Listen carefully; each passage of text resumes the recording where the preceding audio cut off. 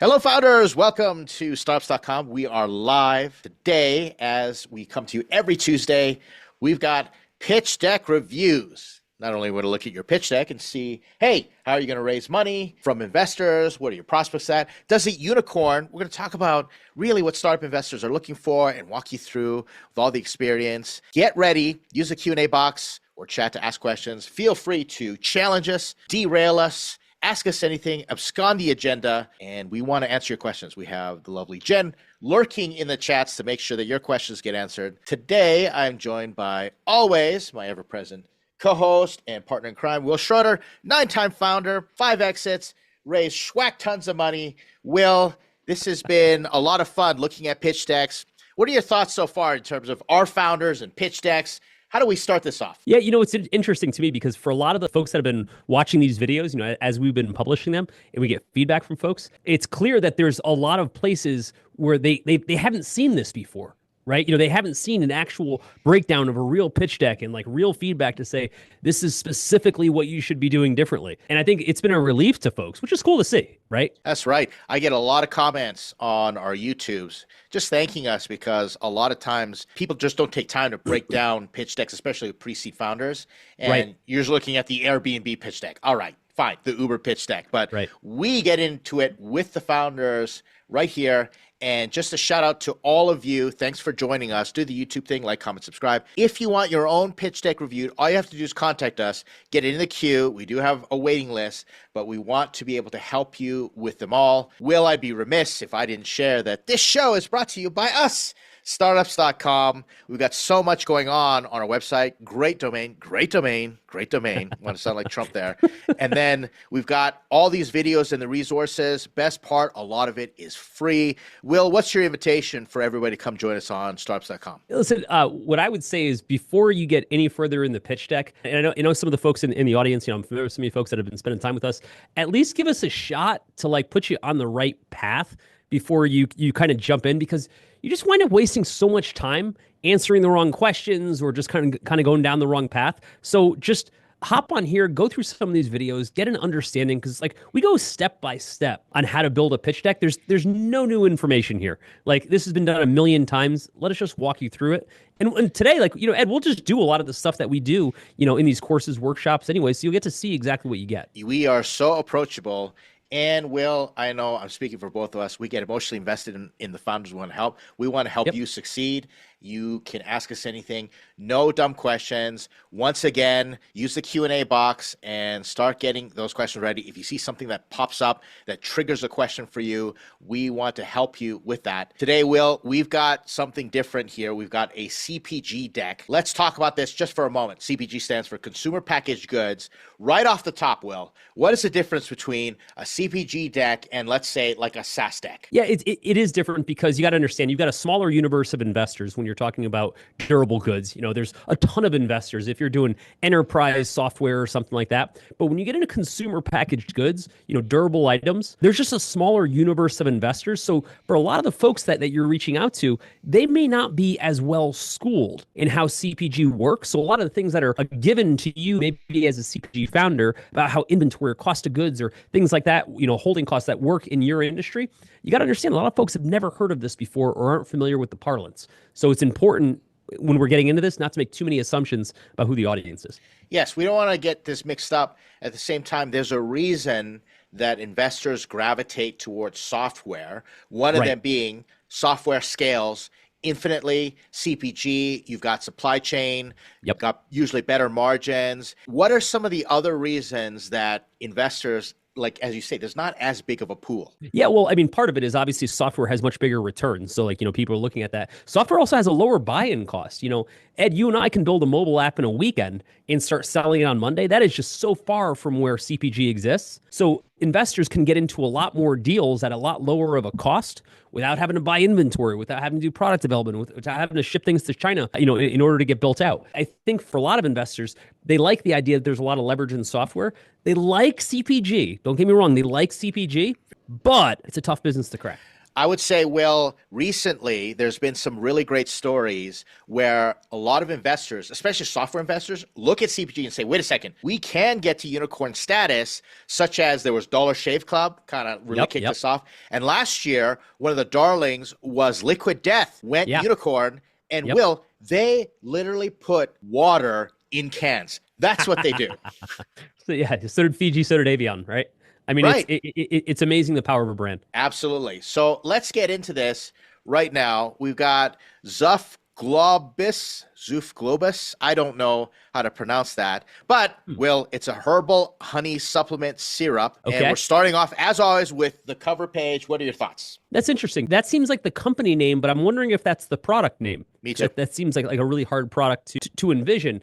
And, when I see LTD, that typically means a company based in the UK or basically not the US because we don't use that designation. But I think what's interesting is if this is going to be a CPG product on the cover page, I got to see the product, some early indication of the product. Absolutely, 100%. So if it was something like Zuf Drops Herbal Honey Supplement and you had a picture of the product, that would nail this. Yeah, I think that'd go for a long way, particularly with CPG, which is a very visual commodity for somebody to be able to present. Whereas like software, it's not quite as visual.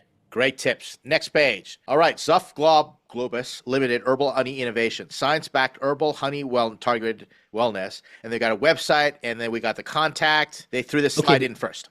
This should have been the title slide. The fewer slides, the better. Ed, can you take a look and see how many slides are in this deck? I'm looking right now, and I'm going to say that there are 12 slides total. Okay, great. That being the case, these are the absolute least important slides as far as, what we're presenting information. So I don't want to use 2 slides to take up this is who we are as a company. And contact information would be reserved for the last page, if at all. Great. Problem statement. The food supplements market offers capsules, gummies, and syrups. Zuf Globus provides an innovative delivery system with herbal honeys, ensuring 100% absorption of bioactives. Okay, there's a lot here that the founder is assuming that we know, and this is the number one challenge when you're putting together a pitch deck, is you start making assumptions about what your audience must already know. Let's deconstruct this a bit, Ed, okay? Okay. The food supplements market offers capsules, gummies, and syrups. Full stop right there. Great. That means that the food supplement business has 3 different form factors for how they deliver food supplements. That doesn't necessarily mean there's anything wrong. Like, in other words, we haven't indicated that there's a problem. We've got this innovative delivery system with herbal honeys ensuring 100% absorption of bioactives, but we made no indication as to what the actual problem is. Right. What are you seeing, Ed? Right away, there's no problem. I want to touch on this for a bit. Let's have a good old-fashioned debate. But I can say that 100% absorption of bioactives, let's close this here. I have no idea what a bioactive is, so that's Why would you? Yeah, exactly. But this is where it gets dangerous. Yes. But Will, let's have a philosophical conversation. Pontificate with me just for a moment. CPG companies, do they need to have problem slides? Because I get this pushback all the time from CPG founders saying, it's hard for me to find a problem. I just have invented a cool chair or the new roller skates or something like that. Do we need to have a problem slide? Walk us through what the theory is behind that. I think it's critical. I come from the ad world, right? Where, I ran a very large ad agency and we worked with global brands like BMW, Best Buy, Chase Banky, Eli Lilly, et cetera. And when we looked at how to put together a campaign for a major brand, the problem statement, and this is interesting, this had nothing to do with startups, by the way, but the problem statement was the core of the campaign, okay? So for example, let's say that somebody created a beauty product, right? Let's say a foundation for makeup for a woman. And they were to say, well, it's just makeup. There's no problem. Not true. The problem is when a woman walks in a room, she wants to feel beautiful. The quality of her skin is a reflection of how she feels about herself. So a woman's confidence when she walks into a room is the problem. We help address that confidence by making her feel beautiful with this product, right? Exactly. Everything stems from a problem. And if there isn't a problem, I'm not going to buy the product. Our job as ad people back in the day was to make sure we isolated what the problem was to make effective advertising. It's the same here, and it's essentially the same for CPG.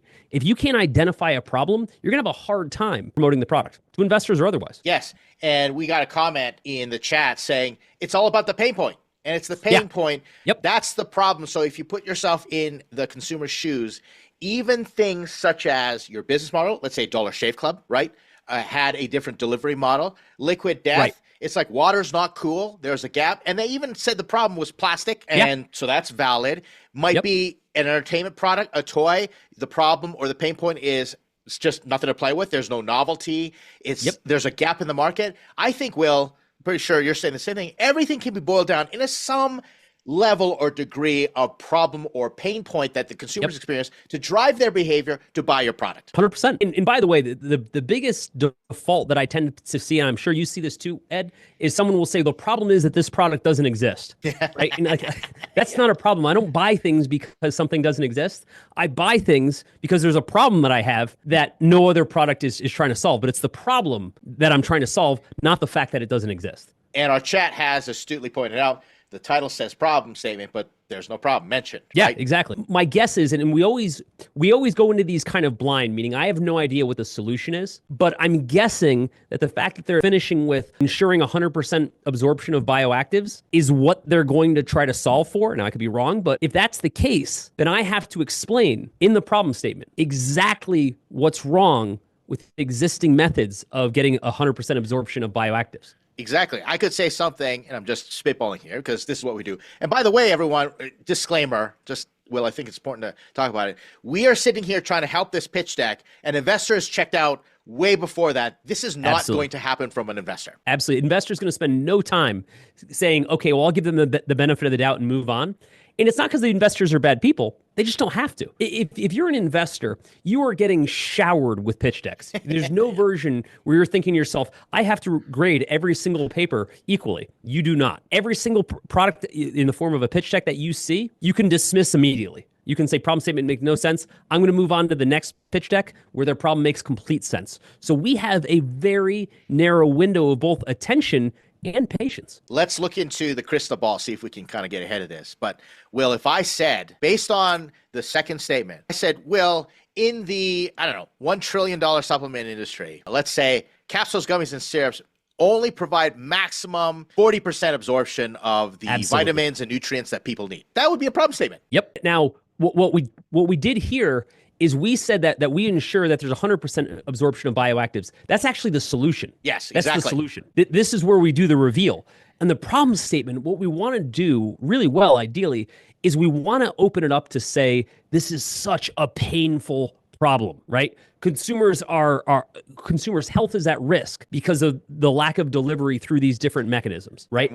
Once again, you want to be concise. And we had a comment in chat. If you confuse the person reading the slide, then you're going to lose them. And that's what we call the cognitive friction. Or if you make the investor do more work than they need to, you're going to lose them. And it's not that investors are dumb, but they're just, like you said, they're inundated. And I'm going to go to the path of least resistance. And if you make it hard for me and I have to jump through some hoops and I have to think about it, well, the chances of me continuing are very slim. Right. And I think the biggest challenge, and a lot of founders overlook this, is 90% of the time when your deck gets digested, you're not going to be in the room to defend it. So if you make these mistakes, you won't be in the room to say, oh, that's not really what I meant. Let me show you this. When we build these decks as founders, we tend to think of this process as we're presenting it, right? And so we think about it in our voice, we think about it with our knowledge and our presence in the room. But the reality is we present it in person second. The deck goes to an investor to review to see if they even want to take our meeting first without us. Then if they get through this deck, if they understand it, then they'll ask us to do a meeting, in which case we get to present it. But what we tend to miss, and again, I understand it because a lot of folks haven't gone through this process, what we tend to miss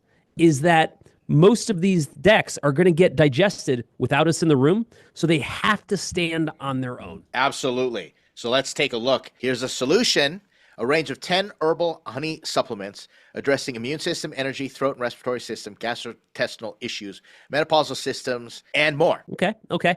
That's what it does, but it doesn't tell me what problem it solves because we didn't set up a problem. We kind of maybe suggested at the beginning in the previous slide that it was maybe an uptake issue, and maybe that's the form factor, but our solution didn't explain how it solves that problem specifically. Yes, there's a disconnect, and this is the principle here. If you've got a problem statement, it needs to be connected with solution statement. In fact, Will, you teach this.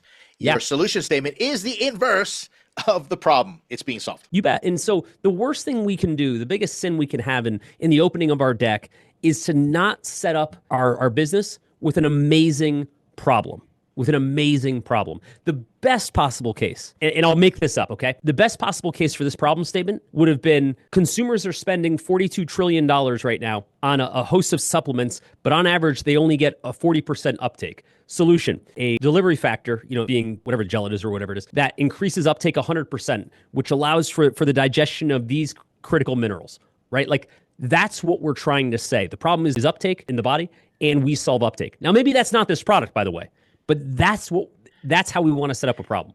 Therein lies the issue, Will, because we talk about this all the time. You bring it up. Adding new factors just confuses it even more. So on the problem statement, we talked about having an absorption issue or solution, or we talked about absorption, then suddenly we're talking about immune system, energy, throat, respiratory system, gastrointestinal issues, etc. And now you've got all this extra stuff that we have to contend with. You bet. And look, where this comes from, where this disconnect comes from, is when founders build their pitch decks in a vacuum, right? It happens to all of us, so I get it. I'm not like picking on this founder. When we build our pitch decks and we don't show it to lots of other people, being other founders, kind of like we're doing here, what ends up happening is we just overlook this stuff. Because we look at the deck and we say, oh yeah, of course, that problem makes sense, that solution makes sense. But then we put it in the hands of strangers, just like you're seeing now.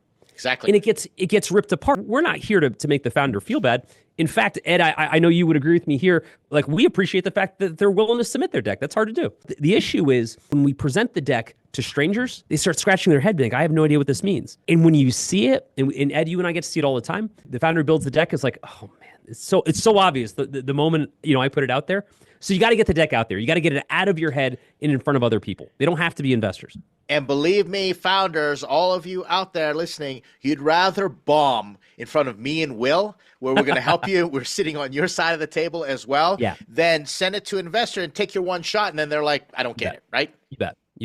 There will be no forgiveness on the investor side. Let's take a look at this next slide then. So product range and scientific validation. LifeMel. So again, this goes back to your comment, Will, is LifeMel sounds like the name of the product. Let's put this on the cover page. Herbal honey has undergone 2 clinical trials, positive results. Our bees consume a scientifically formulated nectar to create honey-like substance enriched with bioactives. So suddenly, now we got bees, and they're feeding bees, which I find intriguing. But what do you think about this slide? Okay, so this slide is missing a couple of things, okay? Number one, and this is critical across every single slide. At the top of the slide, we have to have a single sentence that summarizes what you want us to take away from the rest of the information on the slide. Okay? Without that, with the absence of that summary sentence, what ends up happening is I don't actually know what to take away from what you just said. Now, here's where it gets really funky. When we start presenting graphs, charts, things like that, and we assume that the audience, the investor, is going to digest it and absorb and walk away with the same thing we want them to, that's not what ends up happening because we didn't give them context. I'll give you a great example, and maybe if we get to a competition slide, we'll see this. In almost every competition slide, Ed, what do we see? We either see a quadrant that shows up, we're at the top right and we're awesome, everybody else sucks, or we see a grid. A bunch of features and a bunch of check boxes, and we got a bunch of checks and everybody's got X's. And we just assume when we present information like that the audience is going to digest it and come to the same conclusion we do. And you're laughing because it never happens, right? Like that's what the single summary sentence at the top says. Like, it's kind of like, hey, if I kind of screwed up what I put in that chart there, this is really what I wanted you to take away from what I said. Yeah, it's supporting the evidence. And again, I got to keep hammering this. Will, what you said in the beginning is so true because founders do this in an echo chamber, a vacuum, and then you're presenting or you're sending this deck to an audience of one in your mind. You're like, of course they're going to understand. They have all the knowledge that I have in their head. And so it just doesn't happen. And that's the reason it's so important to summarize because it's going to help you just in case you kind of fumble the rest of the slide. But Will, here's the other thing. This sentence is so intriguing, and that's the reason these slides are frustrating because our bees consume scientifically formulated nectar to create honey-like substance enriched with bioactives. So one, I don't know what bioactives are, but you told me something cool that there are bees involved in this startup. But now I'm so lost because there's so many different things going on here that I don't know which way I'm going to be heading. Here's the problem. The founder wants to deliver some useful information to us, right, Ed? Yeah. Like, and they're saying, hey, we want to let you know we're in clinical trials. We want to let you know that we've got this unique formulation among, how we're kind of injecting the value, if you will. But these are two totally different points, right? Where we are in clinical trials and how we're working with the bees, so to speak, in order to enrich these with bioactives are two totally different points. Now, where this gets a little bit funky for the founders is we forget that these are totally different thought processes. Yes. Right? This is, again, where you got to get this stuff out of your head. That's all. You just got to get it out of your head. And when you show it to folks for the first time and just their eyes glaze over, they're like, I have no idea what you're talking about. It takes 2 seconds for you as the founder to realize that this isn't obvious to everyone but you. And Will, just to kind of, give it a little bit of advisory here. On this left side, Herbal Honey has undergone 2 trials with positive results. So you're really looking at, this would go in, I would say, in the traction slide. Correct me if I'm wrong. This is the state of the product. And here, this would really go in maybe the how it works or, differentiation. But like I said, you've got 2 separate, boxes of information, and therefore each warrants its own slide because the information is good. Okay, so stick with that, Ed. You know what's killing me, and I'm sure you're feeling this too? I bet this is a really good product, yeah, right? Exactly. Like I bet this is like the founder is a very thoughtful founder, has gone through clinical trials, has this kick-ass product, and I see this all the time, and I'm like, ugh. Like, you're killing yourself. And again, I don't know squat. Okay, just to be clear, I don't know squat about sending this product through a clinical trial, right? So if we were to compare notes with me and the founder, they would run circles around me, what this product is and how it works. I just know how pitch decks work, right? I just know how startups work. So when I'm offering this feedback, it's to say, I bet you have an awesome idea. It's killing me that you're not giving yourself an opportunity to tell your story properly. Yes. So I happen to be a big supporter of honey-based products. So I'm tracking with this right away. I spent last year sick. Will, you just got through sickness. And if you're telling me I get 100% absorption rate, but like, let's back it up for a second. Now I'm getting ahead of myself because I'm getting excited about this. Will, if I came to you, if I came to you and I said, Will, I've got this really cool startup. We feed bees this really cool stuff. They make this really cool stuff, and we've created this thing that has that 100% because the rest of the market isn't working. And this honey, this little drop we've got different things, can cure everything from or boost your immune system, colds, all that stuff.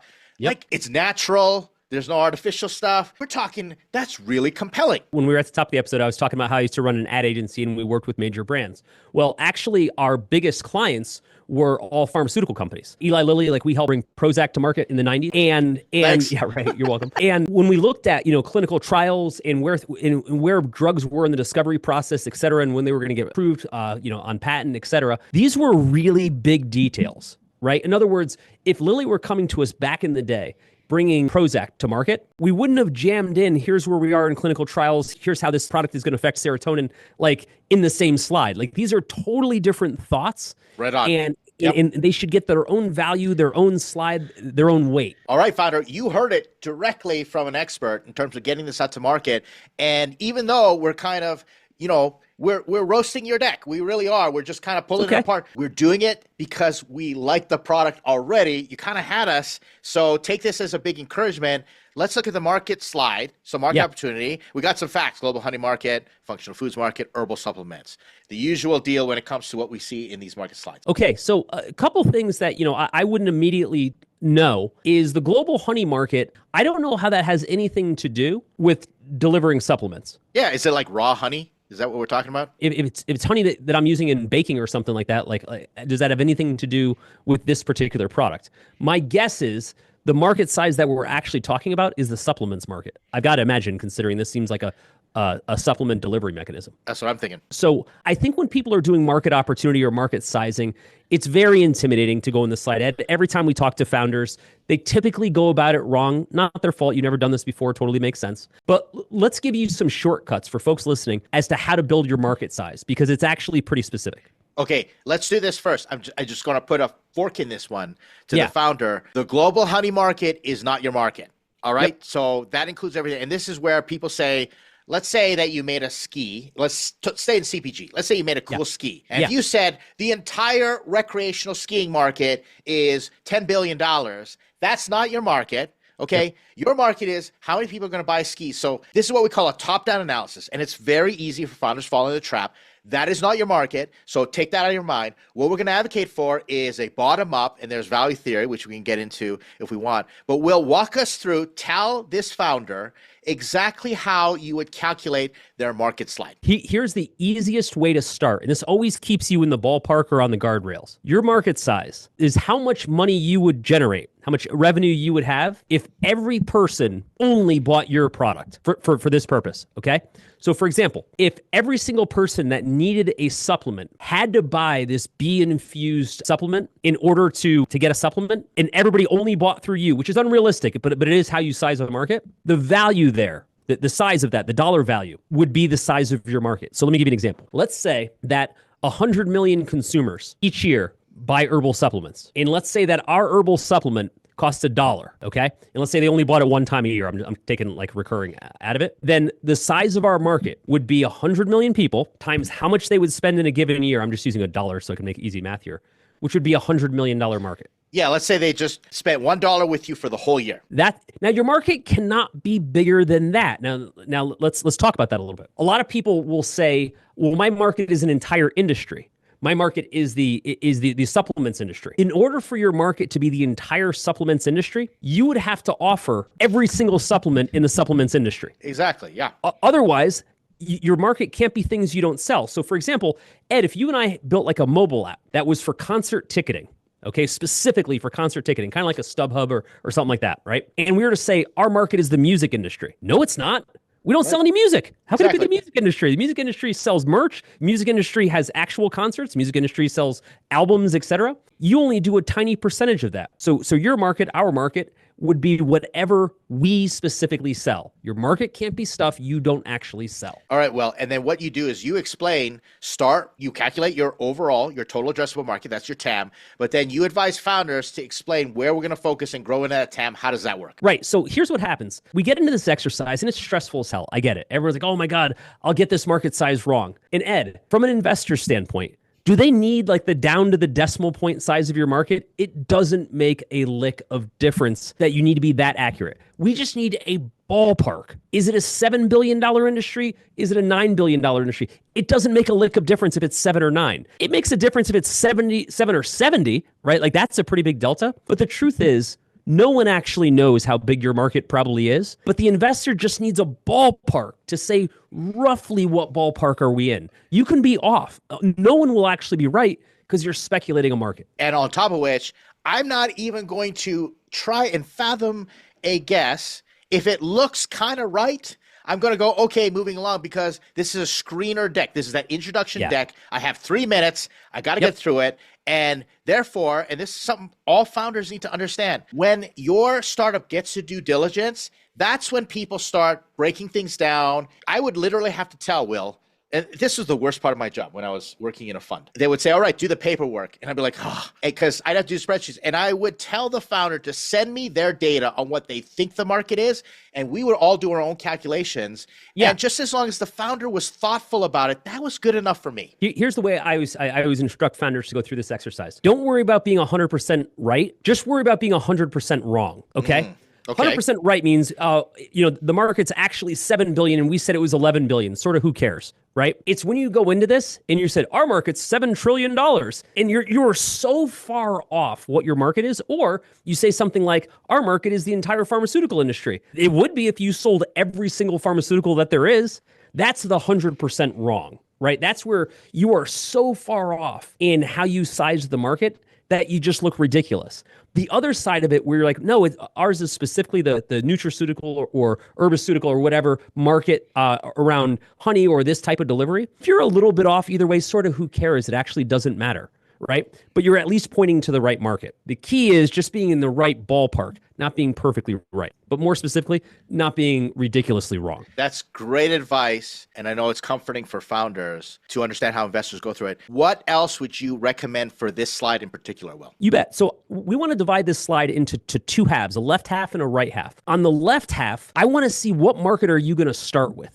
I'm going to give you $1 million or $2 million, something relatively small. What market are you going to use what we call a beachhead market that you're going to establish your beachhead? You're going to establish your first customers, okay? Now, that would be a very small subset of the overall market, which we're putting on the right. On the right side of the slide, we're going to say this is the entire market. This is everybody that could possibly buy from us. On the left side, we're saying, here's where we'll start. Now, when we think about where we want to start, as far as how to size it, et cetera, here's what we think about. We think about what is a small enough market that'll basically serve as a good test to see whether or not there's acceptance for our product, okay? So Ed, maybe in this particular case, I might say I'm located in San Francisco, California, right? We're going to focus on the local San Francisco market and retailers or distributors in that particular area. Here's why we're going to do this. Because we're based there. Because we think there's a high buying population that specifically is interested in alternative forms of delivery, et cetera. So it's not just where we're starting, it's why. And ideally, the market that we want to start with are the absolute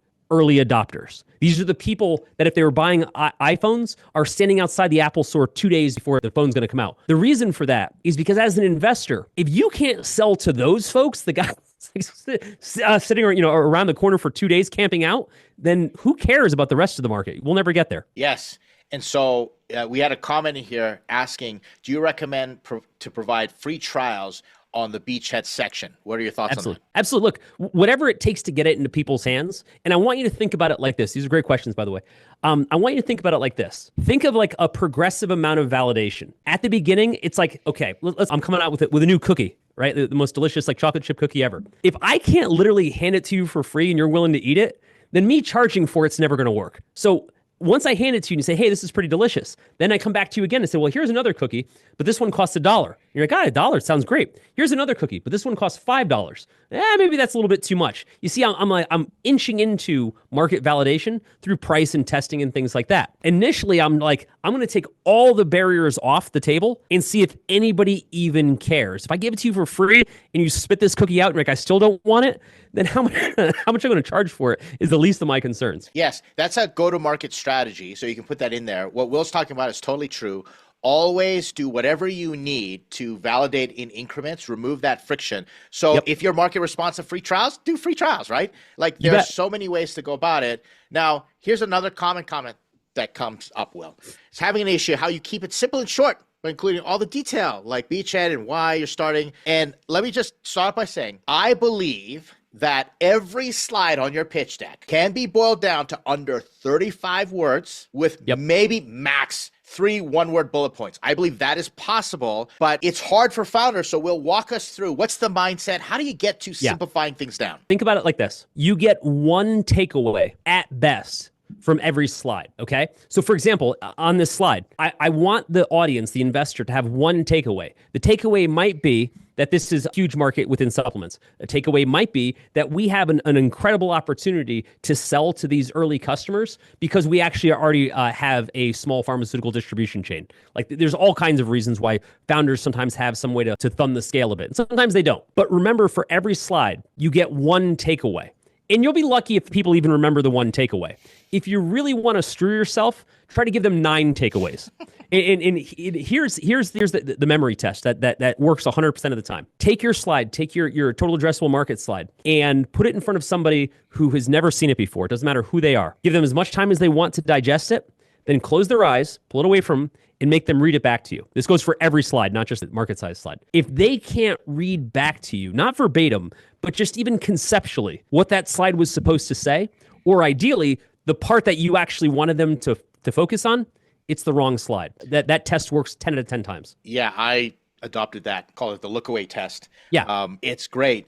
But also want to reiterate for this founder, remember, at this moment in time, you do not need to blast the investor with every single detail. If you do what Will's talking about and you go for the one most important takeaway that you want them to get from the slide, you're going to be okay, because guess what? They're going to say, thank you very much. That's very concise. You sound very confident. I'm going to ask you a whole bunch of other questions, and now let's have a conversation. And that's when they get in the weeds. But the opposite, Will, is, and I'm sure you've seen this before, the longer you talk and the more you present, the stronger chance that you have of saying something the investor is not going to like, or they're going to focus on that and they're going to throw all the other good stuff out because now they're hung up on too much information. Here's a good way to look at it. Let's stick with the iPhone for a second. I want you to think about this like a commercial, okay? Or more specifically, a billboard that you're driving past on the highway. You, the person in the car, is the equivalent of the investor and the amount of attention they get. The billboard is your slide. Now picture on that billboard, it says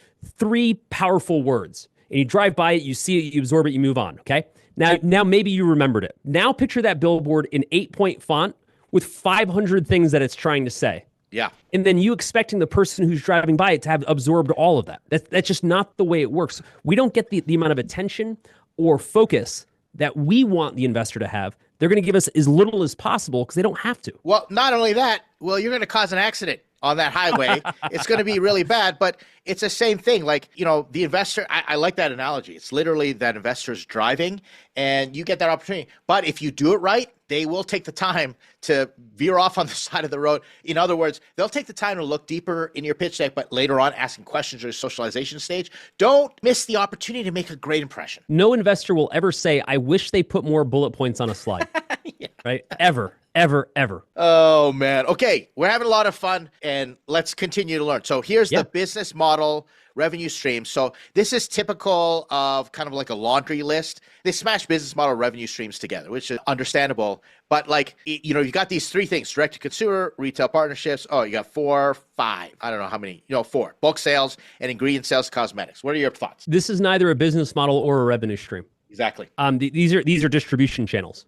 And I'm not mincing terms. I think that for the founder, we really do want to talk about what the business model is. Is it recurring? What's the margin for this? Is it something where we have something unique about how we're charging for this, like in a subscription version or something like that, that makes this business model attractive? Again, in this particular case, these are just distribution outlets. Right. And on top of which, they're all over the place. And this is where I've spoken with CPG investors, like general partners of CPG firms that have made some really good money investing in CPG. And one of the things is that if you think that your laundry list of all the ways we're going to distribute and sell makes you look better, it's not. CPG is hard, everyone. So immediately, right away, Will, as soon as you say direct to consumer, immediately in my mind, I go, that is really difficult. This alone could be an entire slide because nobody just goes out and says, I'm going to be D2C. It's a good idea, but execution's completely different. And that's what scares me when, a CPG founder just slaps this onto a slide. What I like to put on each of the slides, Ed, or a thought process, like if I'm doing my marketing slide, things like that, what I always say is,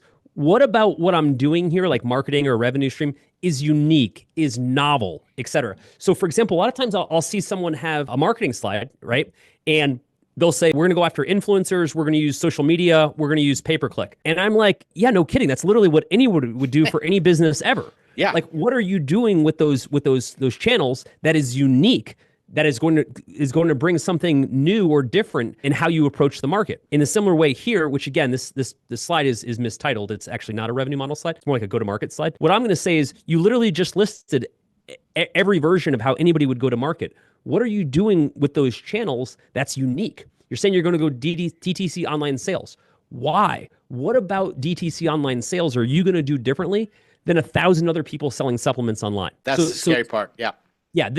What this is missing is, what's the secret sauce that you're going to bring that anybody doing the exact same thing wouldn't already do? Let's talk about these specific slides just for summary so everybody can learn here. Will, what should go in a business model slide? At the very least, what's the price of the product and how often does it recur, if it does recur?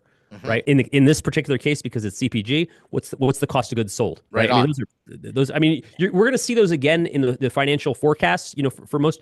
But here, I need to know what kind of margin. I need to know what kind of recurring strategy there is, if any, in the product. It's really important for me to understand, what about our particular business model is unique. What this describes is every business model of every company ever. That's the problem. So let me just rip off the Band-Aid for you CPG founders out there. Everybody always says, oh yeah, we're just going to sell through distribution channels like stores, and we're going to sell direct to consumers. And they think that's a great idea. And when you're starting off, that's really hard. And I've always told founders, I said, pick one first. Explain it. We believe that we can master direct to consumer, and that's going to attract Walgreens to distribute our stuff. Fine. You can grow into that. Or we've got connections and we know how to distribute, and we've got inroads to Costco. They're going to buy everything in bulk, and then we're going to increase our margins by selling direct to consumer. That's a strategy, and that's the why that you're talking about. But yes, for CPG, everyone trying to walk down a tall fence on both sides, going like wholesale and consumer, that is, you better have a lot of money. That's all I got. Those are two different businesses. Now, that said, what I'd want to say, if Ed, we're going to say, hey, our focus is going to be on getting into channel partner like Walgreens, tell me why. Why is Walgreens going to buy this product, right? That's what's interesting about this slide. And you say, well, we already have relationships with the buyers at Walgreens. Okay, super useful information. Or Walgreens is looking for a certain price point for these types of supplements that no one else can get to. Awesome. That's why they're going to buy it. Just saying that they exist as a retail channel means nothing. It doesn't tell me what's going to make us successful in that channel. And so many founders are surprised when investors put them through what's called the idea maze. And they start asking, and you say, oh, we're going to sell through Walgreens. Why would Walgreens buy from you? Have you thought about it? Have you talked to them? And if you don't have an answer, well, you don't look like a very collected founder that you've got everything worked out. And that doesn't have a lot of confidence for the investor, right? Right. Let's land this plane and let's look through these slides. Let's blast through these last ones. So as you predicted, we're going to have a competitive landscape. We have a competition slide, but we've got just 2 sentences. This is where we're competing, and this is how we're different. Unique production process, high bioactive content, and scientific validation. Okay, so this is kind of missing the point. What the competitive slide should open up with is, this is what consumers are demanding right now, and here's why they're not getting it in the market with our current competitors. The focus of the competition slide isn't who your competitors are, it's what the customer actually wants that they're not getting. Everybody misses this. Everybody misses this. Everyone's like, no, this is an inventory of competitors. Sure, but if you have an inventory of competitors, but the audience, the investor, doesn't know why the consumer wants a certain thing that they're not getting from the competitors, then it falls flat. Let's break apart just for a moment. I saw a really illuminating conversation from the founder and managing partner of a fund, pretty popular, doing a lot of investment early stage in AI. Sure.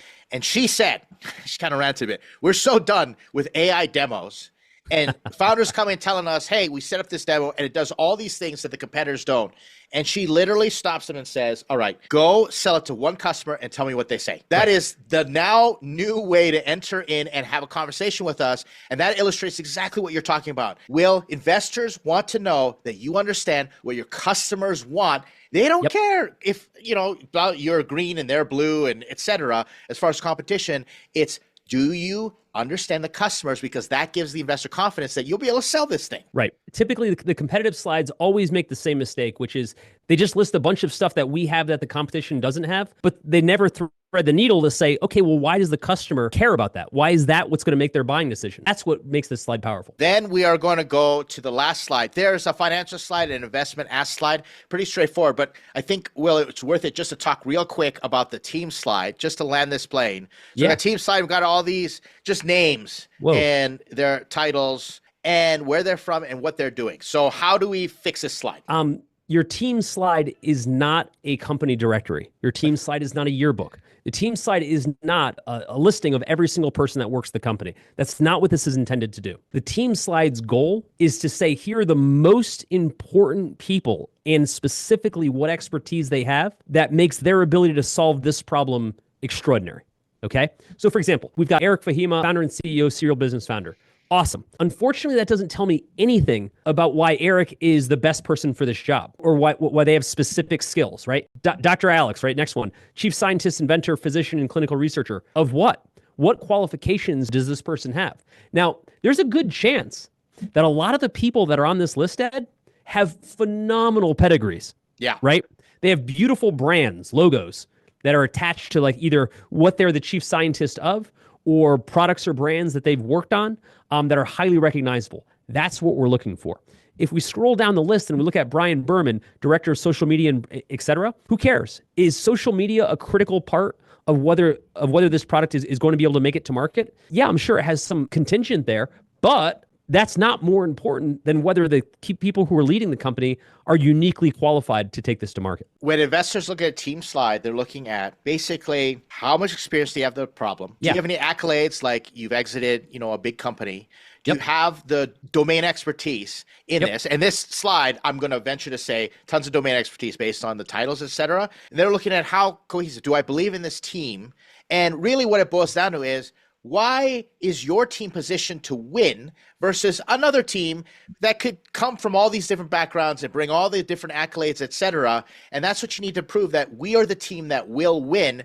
That's what I'm looking for because, Will, as you know, startups are hard. They change all the time. They're going to hit a wall. And I want to know the team can pivot and work together and be resilient. Absolutely. Absolutely. Okay, that's it. Will, what's your final encouragement in terms of how CPG founders should approach their pitch decks based on what we've looked at? I think you have to make the problem on step one so painful, so powerful, and so big, meaning it affects so many people, that by the time you hit me with the second slide, which is your solution, I'm like, oh my God, if you can solve this problem, I am all over this. I think CPG has to be so laser focused on what that problem solution is, because that is the heart of how they do marketing. And all CPG is marketing, right?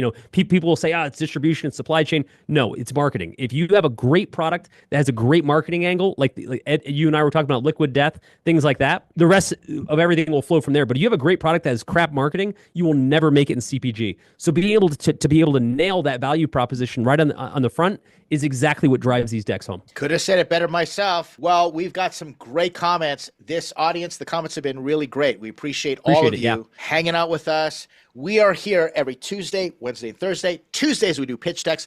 Wednesday, we've got marketing hacks. We talk about revenue acceleration. Thursdays, we do an awesome Q&A. Will is always back. He's always fun. As you can see, we get to draw as much information from it possible, and we get to have all these questions answered. One more time, do us a favor, do the YouTube thing, like, comment, subscribe. Will, last word to you, and we'll say goodbye. Get your deck out of your head, right? Get your deck in front of as many people as possible. Share it far and wide. Get other people getting you feedback. So the first time you're hearing about why people don't understand things isn't from an investor. Get the word out there. Share it far and wide. That's it for us. Thanks, everyone. Have a good one. See you next time. Take care, guys.